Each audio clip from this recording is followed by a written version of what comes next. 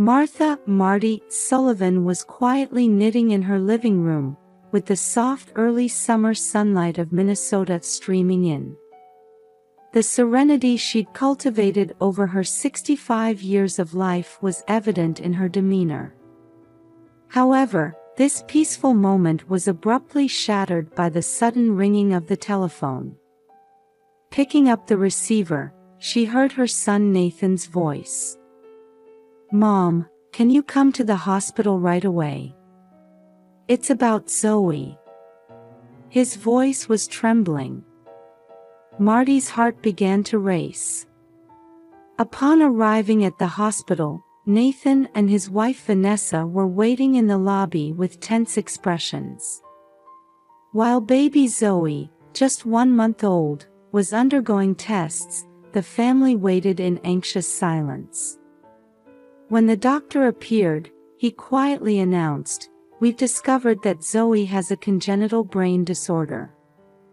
Those words froze the air in the room. Vanessa was the first to react. "What do you mean? Are you saying our baby isn't normal?" Her voice was a mix of anger and fear. The doctor carefully continued his explanation.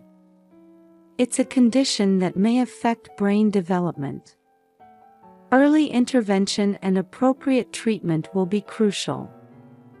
Nathan collapsed into a chair. "What are we supposed to do now?" Tears glistened in his eyes. Marty took a deep breath, trying to maintain her composure. "It'll be all right. We'll get through this together." However, her words didn't seem to reach Nathan and Vanessa's hearts. From that day on, the family atmosphere changed drastically. Nathan and Vanessa began to shirk their responsibilities in caring for Zoe, and often started arguments. "Why did this have to happen?" Vanessa cried out one night. "All I wanted was a normal baby." Nathan couldn't hide his irritation either. "We're not prepared to shoulder such a heavy burden." Marty, cradling her granddaughter, was pained by the young couple's words. "Zoe is our treasure. She's precious to us, even with her disability." But her words didn't resonate with the young couple. As they considered treatment options at Mayo Clinic, Nathan and Vanessa's attitudes grew increasingly cold. They refused to participate in treatment discussions and left Zoe's care entirely to Marty. "Nate, Vanessa, let's work together for Zoe's sake," Marty urged repeatedly. But their responses were always curt. One day, when Marty returned from shopping, she found Nathan and Vanessa packing their bags. "What's going on?" she asked, to which Nathan coldly replied, "We need a break." Feeling anxious, Marty said, "I understand. But please come back soon. Zoe needs her parents." After Nathan and Vanessa left, a heavy silence settled over the house. As Marty watched the sleeping Zoe, she couldn't help but feel anxious about the future. However, listening to her granddaughter's soft breathing, she steeled her resolve. "It's all right, Zoe. Grandma's here for you." Outside the window, the summer twilight in Minnesota gently enveloped the city. Marty quietly said a prayer, preparing for the difficult days ahead. The time had come to test the bonds of family. A week passed since Nate and Vanessa had left for their break. Marty had been waiting every day for a call or message from them, but the phone remained silent. One morning, Marty was startled awake by the sudden sound of the doorbell. When she opened the door, there stood Nate and Vanessa. However, their eyes lacked the warmth they once had. "Welcome back," Marty greeted them, but the two entered the house without a word. Vanessa headed straight for Zoe's room and picked up the baby. Marty felt relieved seeing this, but the next moment, she froze at Vanessa's words. "Nate, let's go." "Where are you going?" Marty asked, to which Nate coldly replied, "Just for a drive." Despite feeling uneasy, Marty saw them off. However, even after the car had driven away, a warning bell continued to ring in her heart. Time passed, the day grew late, but they didn't return.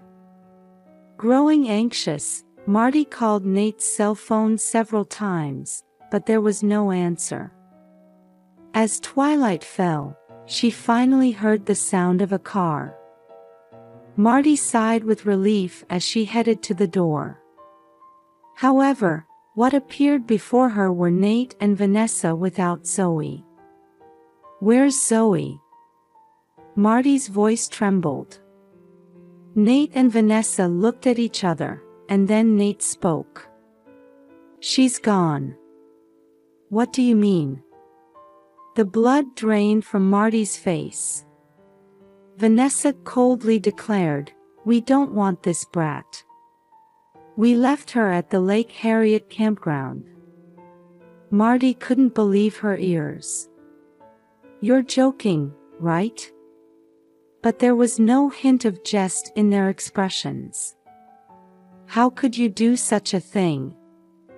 Marty cried out. Nate and Vanessa, expressionless, began to pack their bags. "Where are you going?" Marty demanded, to which Nate coldly answered, "We're not coming back." "Goodbye, Mom." After they left, Marty was momentarily stunned before coming to her senses. "Zoe." She quickly jumped into her car and headed for Lake Harriet. The day had completely darkened, and the surroundings were enveloped in darkness. Upon reaching the campground, Marty searched desperately with a flashlight in hand. "Zoe! Zoe!" From between the trees, she heard a faint cry. Marty moved towards the sound and finally found Zoe wrapped in a blanket at the base of a large tree. "Oh, thank goodness." Marty picked up Zoe with tears streaming down her face. However, her relief was short-lived as she noticed how cold Zoe's body was. "Hang in there, Zoe. Grandma's here for you." Marty quickly put Zoe in the car and headed for the hospital. On the way, she called the police to report Nate and Vanessa's actions. At the hospital, while the doctors treated Zoe, Marty continued to pray in the waiting room. After what seemed like an eternity, the doctor appeared. "Mrs. Sullivan, Zoe's life is out of danger. It's a good thing you found her so quickly." At those words, Marty nearly collapsed on the spot. The next day, she received a call from the police informing her that Nate and Vanessa had been detained at the airport. While harboring complex feelings, Marty decided to focus solely on Zoe for now. Holding Zoe in the hospital room, Marty made a vow. "I'll never let anyone hurt you again. Grandma will always protect you." Outside the window, the light of a new day was beginning to shine. The road ahead would be steep. However, Marty was determined to move forward, one step at a time, together with Zoe. Several weeks had passed since the terrifying incident at Lake Harriet. Marty sat across from the hospital's social worker, taking a deep breath. "Mrs. Sullivan, are you ready to become Zoe's guardian?" Marty answered without hesitation. "Yes, I'll raise her." Nate and Vanessa had been charged with child abandonment and were awaiting trial. While anger and sadness swirled in Marty's heart, she knew she had to focus on Zoe, who was right in front of her. The guardianship process was more complex than she had anticipated. Mountains of paperwork, interviews, home visits. She could feel the concerned gazes of those around her, wondering if a 65-year-old woman could raise an infant. But Marty didn't give up. "I have the strength to make Zoe happy. I will certainly raise her well." Her words, filled with determination, made even the judge nod deeply. On the day she was officially recognized as Zoe's guardian, Marty hugged her granddaughter at the hospital. "Now, let's go home." Back home, a new reality awaited. A crib, diapers, formula. Marty hadn't imagined she'd be taking care of a baby again at 65. But every time she saw Zoe's smile, all her fatigue vanished.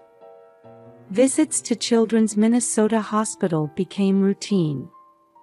Neurology, physical therapy, speech therapy. Managing appointments alone was challenging, but Marty desperately kept up. "Mrs. Sullivan, you're doing very well," Dr. Johnson, the attending physician, said. "We're seeing good signs in Zoe's development." At those words, Marty felt tears welling up. "Thank you. I'll keep doing my best." However, not everything was smooth sailing. Preparing midnight bottles and dealing with seizures pushed her to her physical and mental limits at times. One day, Sarah, a 58-year-old former nurse living nearby, came to visit. "Marty, you look like you're having a tough time. Is there anything I can help with?"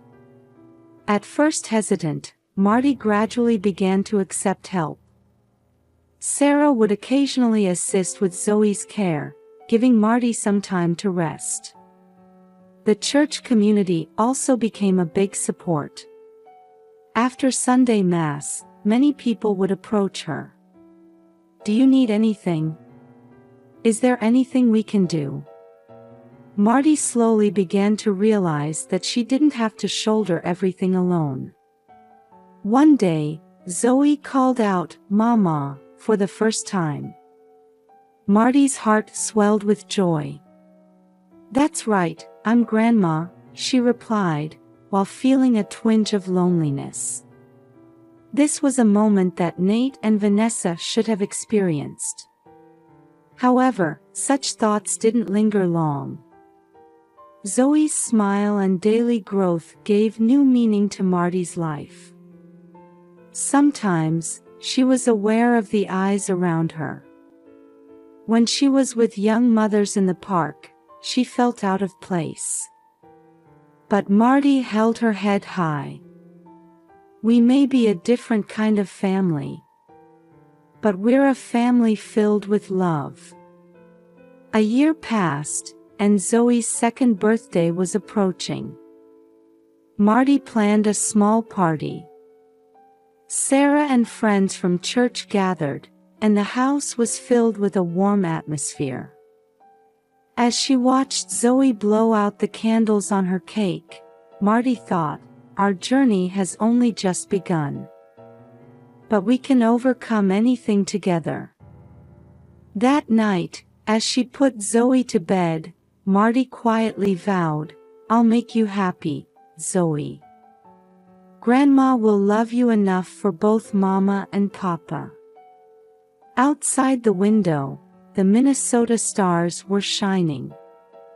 The story of this new kind of family was just beginning. But the bond between Marty and Zoe had the strength to overcome any difficulty. It was the true image of a family, transcending blood ties. 8 years had passed, and Zoe was now 10 years old. Marty had turned 75, but she felt fulfilled in her life with her granddaughter. Zoe's disability still affected her daily life, but the two were moving forward little by little. One day, after a regular checkup at Children's Minnesota Hospital, Dr. Johnson made a new suggestion. "Zoe, would you like to try art therapy? We can expect it to be effective as part of your rehabilitation." Zoe hesitated a bit, but Marty gently encouraged her. "Why don't you give it a try? Starting something new is always good." At the first session, Zoe nervously gripped the paintbrush. However, as she layered colors, Marty could see her expression gradually softening. When the session ended, Zoe shyly showed her painting to Marty. It was a colorful flower field. "Grandma, look!" Marty gasped. She felt that Zoe's painting contained something she couldn't express in words. "It's wonderful, Zoe." From then on, Zoe looked forward to art therapy every week. Her paintings gradually became more complex, and her use of color became richer. One day, Sarah, the art therapist, approached Marty. "Mrs. Sullivan, Zoe's talent is special. Her paintings show deep emotions and a unique perspective." At those words, Marty felt surprised and delighted. Zoe's paintings might be becoming a means of expressing her inner world. As Zoe's 11th birthday approached, she developed a high fever and had to be hospitalized. Watching Zoe lying quietly in the hospital room, Marty's heart ached. "Zoe, it's okay. You'll get better soon." When Marty spoke, Zoe smiled weakly. "Grandma, can you bring my painting supplies?" Marty rushed home and brought Zoe's art materials. For the next few days, Zoe continued to paint from her hospital bed. Her paintings had a depth that hadn't been there before. On the day of discharge, the hospital staff were surprised when they saw Zoe's paintings. "These are wonderful," said Jenny, a nurse. "Would you like to exhibit them at the Ronald McDonald House?" Ronald McDonald House is a facility for sick children and their families. Zoe's eyes lit up. "Really? Can I?" "Of course," Marty answered. "Let's show everyone Zoe's paintings." Preparing for the exhibition was a new challenge for Zoe. She seriously considered which paintings to choose and how to arrange them. On the day of the event, many people visited the small exhibition space.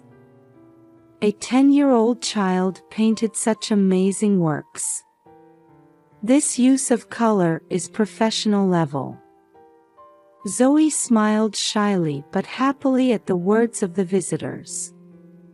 Among those who came to see the exhibition was Lisa Stevens, a curator from the Walker Art Center. She spent a long time standing in front of Zoe's paintings. "Mrs. Sullivan," Lisa approached Marty. "Zoe's talent is wonderful. Would you like to exhibit at our Young Artists show?"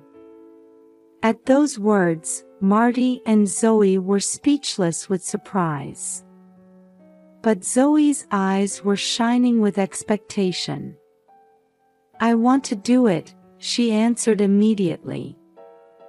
That night, as they had dinner as a family, Marty was thinking about Zoe's future. Even with her disability, she could express herself through art. It felt like a new door of possibility had opened for Zoe. "Zoe, do you really want to pursue the path of art?" Marty asked. Zoe answered in a firm tone. "Yes, I can express my feelings through painting. Plus, I can make people smile." Marty felt a warmth in her chest at her granddaughter's growth. Despite overcoming difficulties, Zoe was trying to find her own path. "All right, Grandma will support you with all her might." When Marty said this, Zoe beamed with a full smile. Outside the window, the sunset was dyeing the city red. Looking at this beautiful scene, Marty thought, Zoe's life would surely shine as beautifully as this sunset. There would still be difficulties ahead. But with art as a new light, it would brightly illuminate their lives. Believing this, Marty and Zoe began preparing to take a new step forward. The day of Zoe's first solo exhibition at the Northrop King building had arrived. Marty was now 75 years old, but her heart swelled with pride at her granddaughter's success. Upon arriving at the venue, many people had already gathered. Art dealers and critics were casting eager glances at Zoe's works. As the opening ceremony began and Zoe stepped onto the stage to give her greeting, a commotion broke out at the entrance of the venue. Marty's eyes widened. Standing there were Nate and Vanessa, whom she hadn't seen in 10 years. As a silence that seemed to stop time enveloped the venue, Nate and Vanessa walked towards Zoe. "Zoe!" Nate called out. We've come back." Marty immediately stood in front of Zoe. "Why have you come?" Vanessa began to speak tearfully. "We made a terrible mistake. But we truly regret it. We want to come back to the family." However, Zoe calmly replied, "I knew you two would come." As the venue was wrapped in surprise, Zoe continued, "Please look closely at my paintings. Especially the one in the center." Nate and Vanessa turned their eyes to the indicated painting. At first glance, it seemed to be a beautiful landscape, but upon closer inspection, unsettling elements were hidden within. Zoe began to explain matter-of-factly. "This painting depicts the day you abandoned me. But that's not all." She pointed to a part of the painting. "Do you see the numbers hidden here? This is the auction price of my latest work." Nate and Vanessa's faces tensed. Zoe continued, "You suddenly appeared after my talent started to be recognized. That's not a coincidence, is it?" Vanessa said in a trembling voice, "That's not true, we really..." But Zoe interrupted her. "If you really wanted to come back to the family, why didn't you contact me before I became famous? Why didn't you help when Grandma and I were struggling?" Nate and Vanessa were at a loss for words, standing stock still. Zoe calmly continued, "My talent isn't for money. It's to overcome past pain and create a new future. And I already have a loving family." She smiled at Marty. "If you truly want to make amends, you should start by filling in the 10-year gap. But if you came for the money, please leave now." After a moment of silence, the venue erupted in applause. Many people were moved by Zoe's courage and wisdom. Unable to withstand the cold stares from those around them, Nate and Vanessa hurriedly left the venue. Marty hugged Zoe, holding back tears. You've really grown strong. Zoe replied, It's thanks to you, Grandma. We're the strongest family. That night, under the starry sky visible from the windows of the Northrop King building, Marty and Zoe felt the beginning of a new chapter. Zoe had used her talent to face her past and overcome it. The two were prepared to overcome any difficulties with love and talent as their weapons. And they quietly felt that the events of this day would be a major turning point in their lives. After Nate and Vanessa left the venue, Zoe let out a deep breath. As the people around her watched over her, she began to speak quietly. Those two are my parents. But they're also the people who abandoned me. As the venue held its breath, Zoe continued. Today, I understood their true intentions. But strangely, I can't bring myself to completely reject them. Marty placed her hand on her granddaughter's shoulder, smiling encouragingly. My works contain all my suffering and joy. Someday, I hope they can understand too. There was a hint of hope in Zoe's voice. She looked around the venue and said firmly, family bonds aren't easily repaired. But through art, I'll continue to express my feelings. That's the path I've chosen. Those words enveloped the entire venue in applause of admiration. After the exhibition, Marty and Zoe quietly headed home. In the car, Zoe suddenly said, Grandma, was it okay that I didn't completely reject them? Marty gently replied, I'm proud of your decision. It's not an easy path, but this is your strength. A year passed since the exhibition. Zoe's talent blossomed further, and her works began to attract national attention. One day, as Marty was checking the mail, an unfamiliar envelope caught her eye. She gasped when she saw the sender. It was from Nate and Vanessa. Opening the letter together with Zoe, they found long words of apology and updates on the two's recent situation. It was clear that they had deeply understood their mistakes through Zoe's works and were sincerely reflecting. The letter stated that they had started volunteering at a local childcare center and were facing their problems by receiving counseling. After reading the letter, Zoe quietly said, Grandma, I think I want to meet them. Later, the reunion with Nate and Vanessa was filled with tension and emotion. While it would still take time for complete reconciliation, they were able to take a small step forward.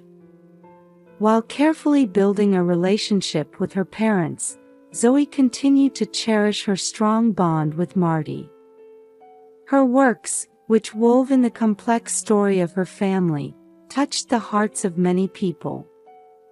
Marty, proud of her granddaughter's growth and strength, gradually accepted this new form of family. The theme of Zoe's next solo exhibition was rebirth. Her image of overcoming past pain and weaving new bonds gave hope to many people. Though the shape of the family had changed, Zoe embodied through her life and art that with love and understanding, any wound can be healed.